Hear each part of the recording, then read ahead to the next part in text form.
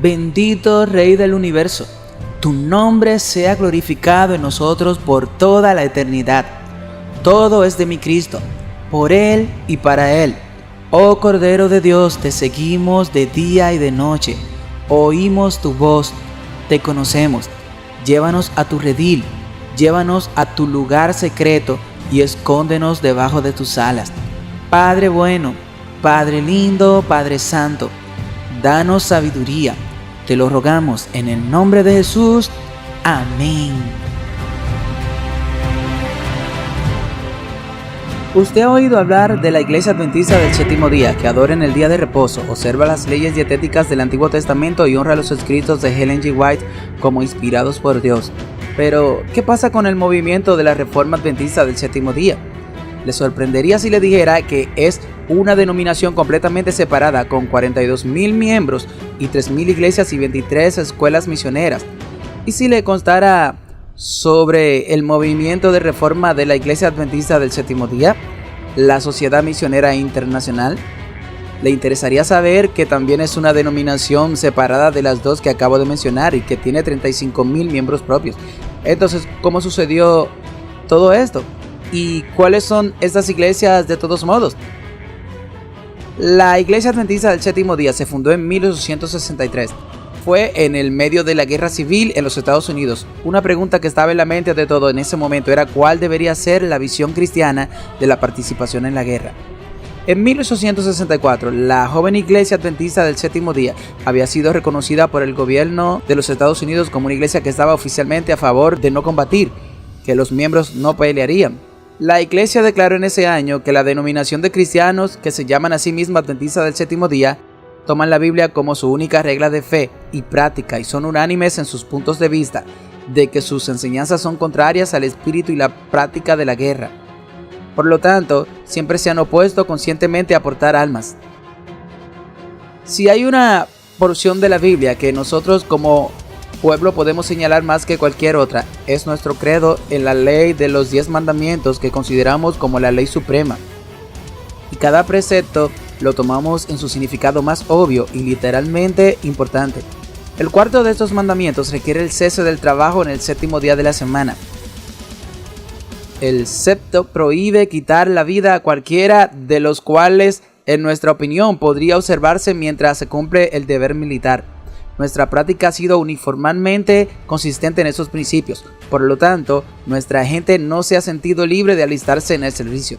En ninguna de nuestras publicaciones denominacionales hemos defendido o alentado la práctica de portar almas. Y cuando nos reclutaron, en lugar de violar nuestros principios, nos hemos contentado con pagar y ayudarnos mutuamente a pagar la conmutación de dinero de $300. Pero no fueron las batallas en suelo americano las que traerían este tema al primer plano una vez más, sino que fue medio siglo después, en Alemania, 1914, que comenzó la guerra mundial y los adventistas alemanes en su mayoría estaban dispuestos a servir en roles militares combatientes, incluso en sábado. La Iglesia Adventista del Séptimo Día en Alemania declaró: en todo lo que hemos dicho, que hemos demostrado que la Biblia enseña que, en primer lugar, que participar en la guerra no es una transgresión del sexto mandamiento, así como que el servicio de guerra en sábado no es una transgresión del cuarto mandamiento. Como señala Galde Frander, el director del Instituto de Investigación Bíblica Adventista del Séptimo Día, esta posición se oponía claramente a la posición tradicional adoptada por los adventistas del Séptimo Día. Sin embargo, había alrededor del 2% que se oponía firmemente a la participación en la guerra. La Iglesia Adventista del Séptimo Día en Alemania respondió expulsándolo de la iglesia. Algunas cosas similares sucedieron en otros países europeos, lo que llevó a que unas 4,000 personas fueran expulsadas de la Iglesia Adventista del Séptimo Día por su postura no combatiente.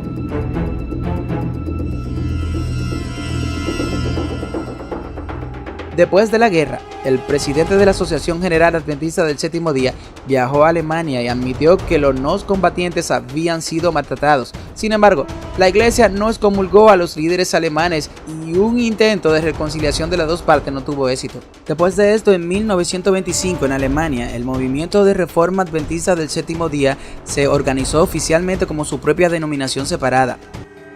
Examinemos las diferencias entre las iglesias del movimiento de reforma y la Iglesia Principal Adventista del Séptimo Día. Número 1. Su punto de vista sobre la guerra. La posición del movimiento de reforma es la objeción de conciencia y un miembro que participe en la guerra no es aceptable.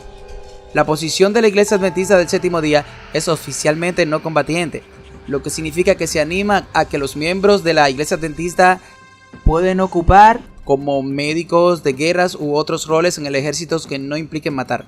Dicho esto, algunos de la Iglesia Adventista del Séptimo Día sirven en roles de combatientes y la posición de la Iglesia del Séptimo Día es permitir la libertad a los miembros sobre el tema. Además, el movimiento de reforma consideraría el servicio militar en sábado también como una violación del cuarto mandamiento, mientras que la Iglesia Adventista del Séptimo Día no lo hace. Número 2. Punto de vista sobre el nuevo matrimonio. En el movimiento de la reforma, después de un divorcio no debe haber un nuevo matrimonio a menos que una de las partes muera. Su sitio web dice, según las escrituras, el nuevo matrimonio para cualquiera de las partes, ya sea el culpable o el inocente, es ilegal siempre que el otro esté vivo. Para la Iglesia Adventista del Séptimo Día se permite el nuevo matrimonio para la parte inocente en un divorcio. Número 3. Las leyes dietéticas.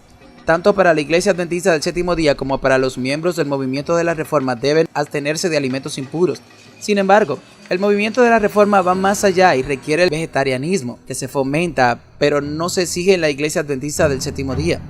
Un artículo anterior en el sitio web del movimiento de la Reforma decía que, aunque el consumo de carne de animal limpio fue tolerado en los días de los apóstoles, el propósito del Evangelio es restaurar todas las cosas a la dieta edénica original, ya que el Señor quería que las personas abandonaran el uso de alimentos de carnes antes de entrar en la tierra de Canaán.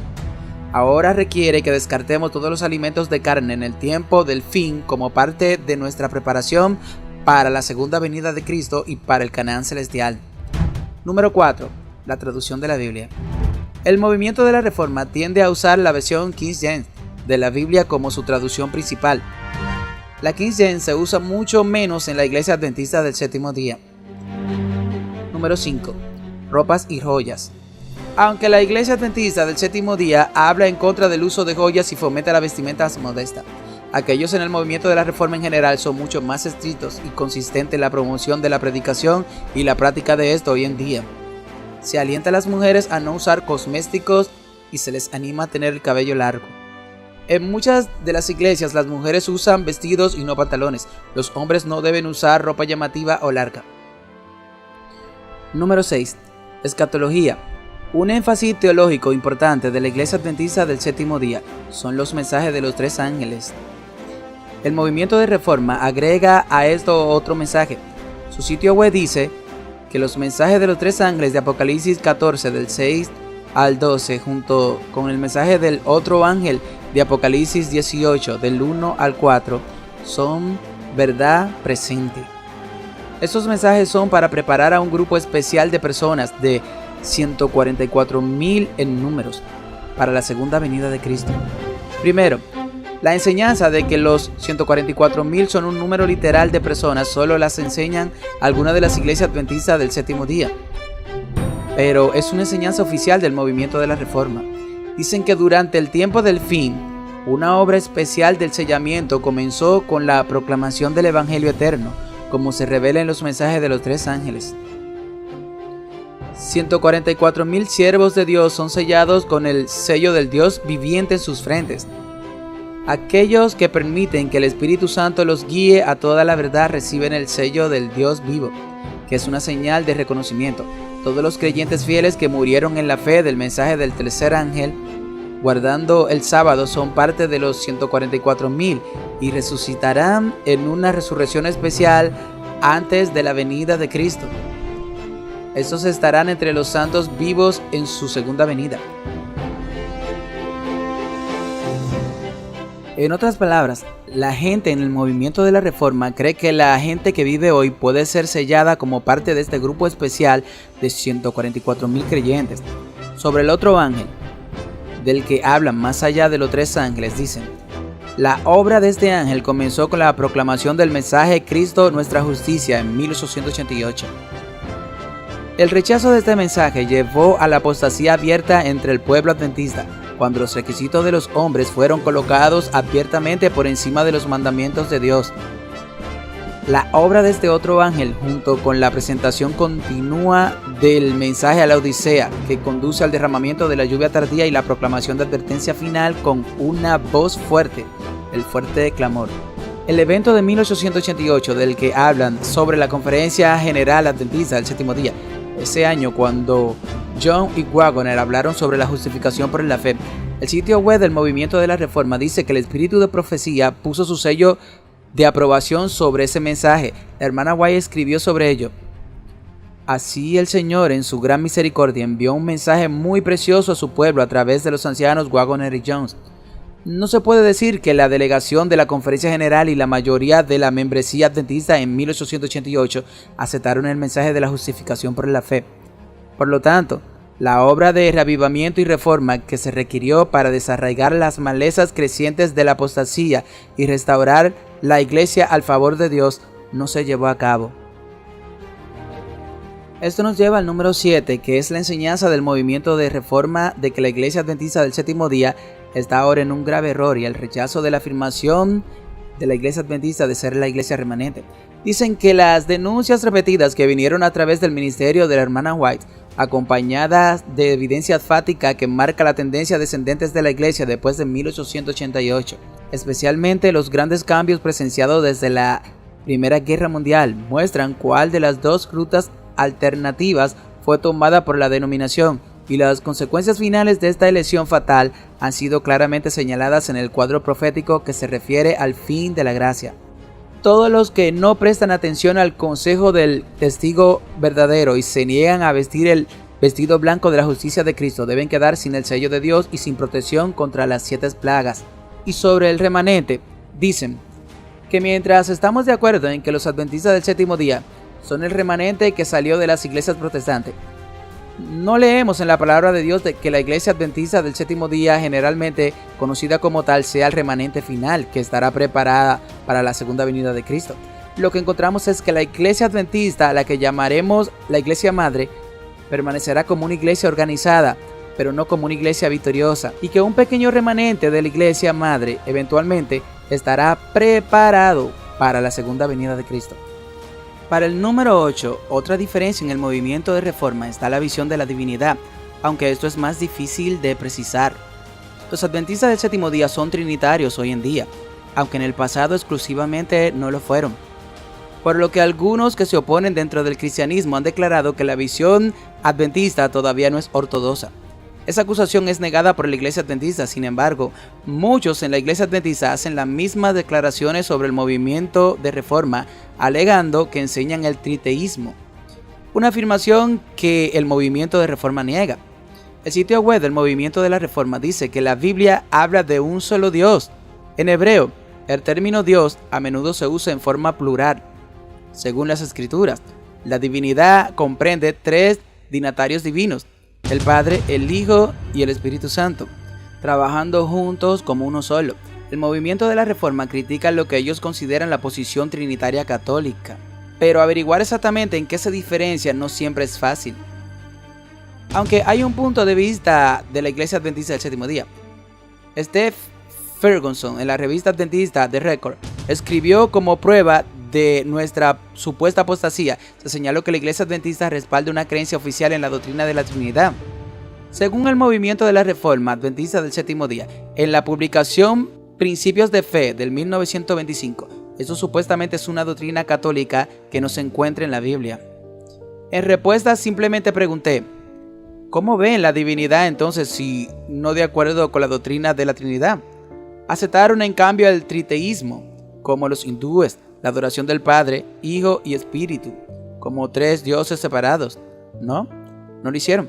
Adoptaron el arianismo, como los testigos de Jehová, la creencia de que Jesús era un semidios creado por el Padre. No lo hicieron. Aceptaron el modalismo, como los pentecostales unicitarios, Padre, Hijo y Espíritu Santo, que no eran realmente personas separadas, sino modos transitorios ilusorios. No lo hicieron. Entonces, ¿qué ellos creen? Resultó que después de horas de tortuoso debate, esencialmente aceptaron la Trinidad como la entendemos. Simplemente no les gustó el término. Entonces, ¿cuál es realmente la visión del movimiento de la Reforma? Bueno, tienen un círculo completo sobre la divinidad en su sitio web que puedes leer y averiguarlo. El movimiento de la Reforma enseña en contra de celebrar cumpleaños y otras festividades como la Navidad, mientras que la Iglesia Adventista del Séptimo Día no toma esta posición. Las iglesias del movimiento de la Reforma Adventista del Séptimo Día comúnmente practican la comunión cerrada y algunos enseñan el uso de una sola copa y la comunión como requisito. Como mencioné anteriormente, también está el movimiento de reforma de la Iglesia Adventista del Séptimo Día, Sociedad Misionera Internacional. En 1948, el movimiento de reforma se dividió en dos por cuestiones de control de la organización. Ha habido algunos intentos desde entonces para reconciliar estos dos lados sin éxito.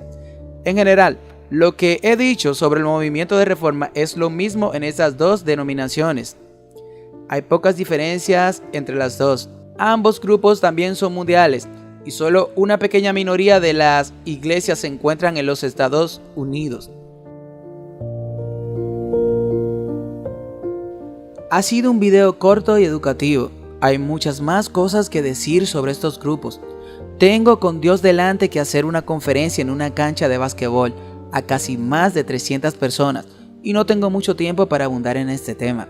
No olviden que en Apocalipsis 12:17 dice que el dragón, Satanás, se enfureció contra la mujer, o sea, contra la iglesia, pero no fue a la iglesia, a la mujer, a la que él le hizo la guerra, o mejor dicho, a la denominación que estaba legal por el gobierno, sino a su remanente, a los descendientes que salieron de ella. Será a quien Satanás le haga la guerra. Eso dice ese texto, pueden ir y leerlo. No me crean a mí, créanle a la Biblia. Esos que guardan los mandamientos de Dios y tienen el testimonio de Jesucristo, esos que no cambiarán el sábado santo de Dios por un día del clima. Esto no se trata de qué denominación u organización tiene la razón o no. Al fin y al cabo, los que guardan los mandamientos de Dios y tienen el testimonio de Jesucristo no pertenecerán a ninguna denominación legalizada por el gobierno, ya que seremos perseguidos por el gobierno y las iglesias apóstatas que han querido continuar con sus hospitales, colegios y universidades. Y sin problemas, desde ya están aceptando el cambio climático, los pinchazos, todo este movimiento que traerá la marca de la bestia, el domingo climático. El Salmo 51:6 dice: He aquí, tú amas la verdad en lo íntimo, y en lo secreto me has hecho comprender sabiduría. El Salmos 25:14 dice: La comunión íntima de Jehová es con los que le temen, y a ellos hará conocer su pacto. A los íntimos, Dios revela sus secretos. Siempre es un buen momento para buscarle. Hazlo ahora mismo, en la simplicidad de este día o de esta noche. Él te está esperando para que tú hables con Él. Oremos. Padre nuestro, soberano Dios y eterno protector, cámbianos, transfórmanos y no tomes en cuenta nuestros pecados. Tú eres justo y nosotros somos pecadores. Venimos ante ti, Señor, a pedir tu presencia. Venimos a bañarnos con la sangre de tu amado Hijo Jesucristo para obtener el oportuno socorro y que nuestras vidas sean perdonadas. Qué bueno es alabarte, Señor, y venir a ti en oración a través de nuestro amado Salvador Jesucristo. Vaya escalera la que tenemos, a nuestro Salvador, el que se dio por nosotros. Él fue quien murió por nosotros en la cruz. Qué bueno es saber que no importa lo que digan las religiones, nuestro socorro viene de Jehová, viene de usted, Señor. Pertenecemos a usted y a nadie más. Danos la sabiduría, danos la valentía para soportar lo que viene en camino, y que aunque se caigan los cielos, no nos dejes soltar de tu mano. Gracias, Dios, por oír esta oración. Gracias en el nombre de Jesús. Amén.